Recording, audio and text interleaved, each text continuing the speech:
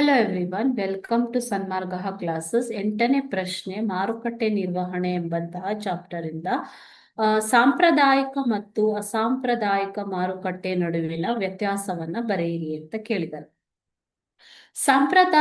ಸಾಂಪ್ರದಾಯಿಕ ಮಾರುಕಟ್ಟೆ ಅಂತಂದ್ರೆ ಏನು? ಹಳೆಯ ಕಾಲದಿಂದಲೂ ರೂಢಿಯಲ್ಲಿರುವಂತಹ ಮಾರುಕಟ್ಟೆ, ಇದು ಸಾಂಪ್ರದಾಯಿಕ ಮಾರುಕಟ್ಟೆ. ಓಕೆನಾ? ಸೊ ಇಲ್ಲಿ ಪೂರ್ವಾಧಾರಿತ ನಿರ್ಧಾರಗಳೊಂದಿಗೆ ವಸ್ತುಗಳ ಅಥವಾ ಸೇವೆಗಳ ವಿನಿಮಯ ಒಂದು ಪ್ರದೇಶದಲ್ಲಿ, ನಿರ್ದಿಷ್ಟ ಪ್ರದೇಶದಲ್ಲಿ ನಡೆಯುವಂಥದ್ದು ಸಾಂಪ್ರದಾಯಿಕ ಮಾರುಕಟ್ಟೆ. ಓಕೆ. ಅಸಾಂಪ್ರದಾಯಿಕ ಮಾರುಕಟ್ಟೆ ಅಂತಂದ್ರೆ ಏನು? ಈ ಮಾರುಕಟ್ಟೆಗಳಿಗೆ ನಿರ್ದಿಷ್ಟ ಸ್ಥಳವಿರುವುದಿಲ್ಲ. ಸೊ ಸ್ಥಳವಿಲ್ಲದೆ ಎಲ್ಲಿಂದ ಬೇಕಾದ್ರೂ ಹೇಗೆ ಬೇಕಾದ್ರೂ ಮಾರಾಟ ಮಾಡುವಂಥದ್ದು. ಈಗ ವ್ಯತ್ಯಾಸ ನೋಡೋಣ. ನಿರ್ದಿಷ್ಟ ಪ್ರದೇಶಕ್ಕೆ ಮಾತ್ರ ಸಾಂಪ್ರದಾಯಿಕ ಮಾರುಕಟ್ಟೆ ಸೀಮಿತ. ಉದಾಹರಣೆ, ಹಣ್ಣಿನ ಅಂಗಡಿ. ಓಕೆ. ಸೊ ನಿರ್ದಿಷ್ಟ ಪ್ರದೇಶಕ್ಕೆ ಅಸಾಂಪ್ರದಾಯಿಕ ಮಾರುಕಟ್ಟೆ ಸೀಮಿತವಿರುವುದಿಲ್ಲ. ಇವಾಗ ನೀವು ಎಕ್ಸಾಂಪಲ್ ಆನ್ಲೈನ್ ಮಾರ್ಕೆಟ್ ತಗೊಂಡ್ರೆ ನೀವು ಎಲ್ಲಿಂದ ಎಲ್ಲಿ ಬೇಕಾದ್ರೂ ವಸ್ತುಗಳನ್ನ ಸೇಲ್ ಮಾಡ್ಬೋದು ಅಲ್ಲ.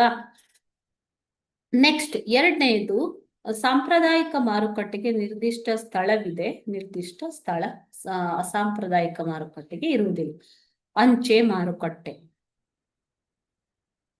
ದೂರವಾಣಿ ಮಾರುಕಟ್ಟೆ, ಇವಕ್ಕೆ ಯಾವುದೇ ಒಂದು ಸ್ಥಳ ಇಲ್ಲ. ಎಲ್ಲಿಂದ ಬೇಕಾದ್ರೂ ನೀವು ದೂರವಾಣಿ ಮುಖಾಂತರ ಸರಕುಗಳನ್ನ, ಸೇವೆಗಳನ್ನ ಮಾರಾಟ ಮಾಡಬಹುದು.